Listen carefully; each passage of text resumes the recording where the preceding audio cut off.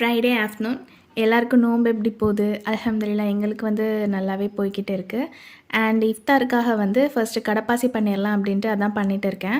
So கொஞ்சமாக தண்ணி add பண்ணிவிட்டு கடப்பாசி ஆட் பண்ணி ஃபர்ஸ்ட் நல்லா கரைய வச்சுக்கிட்டேன். அந்த கேப்லேயே ஆப்பிள் வாங்கிட்டு வந்திருந்தாங்க. அதையுமே கையோடு வந்து பேஸ்கெட்டில் போட்டு எடுத்து வச்சுட்டேன். ஆக்சுவலாக கடப்பாசி வந்து நான் மிக்சியில் நல்லா பவுடர் பண்ணி வச்சுருக்கேன். ஸோ அதோட மெஷர்மெண்ட் என்ன அப்படின்னா, 1/2 லிட்டர் மில்க்குக்கு 1.5 டீஸ்பூன் அளவுக்கு கடப்பாசி சேர்த்துக்கிட்டோம் அப்படின்னா கரெக்டாக இருக்கும். அண்ட் இது பண்ண ரீசன் வந்து நார்மலாக அப்படியே போட்டுட்டோம் அப்படின்னா அது கரையிறதுக்கு கொஞ்சம் டைம் ஆகும். ஸோ இந்த மாதிரி போடுறதுனால சீக்கிரமே வந்து கரைஞ்சிரும், நமக்கு டைம் சேவ் ஆகும். அதனால தான். அண்ட் வீட்டில் வந்து இஞ்சி பூண்டு பேஸ்ட் முடிஞ்சிட்டு ஸோ கையோடு அதையுமே வந்து அரைச்சி எடுத்து வச்சுட்டேன். பால் நல்லா கொதிச்சு வந்ததுக்கப்புறமா அதை கரைச்ச கடப்பாசி அது கூட ஆட் பண்ணிவிட்டு தேவைக்கு சுகர் ஆட் பண்ணிக்கிட்டு ஸ்டவ் ஆஃப் பண்ணிடலாம்.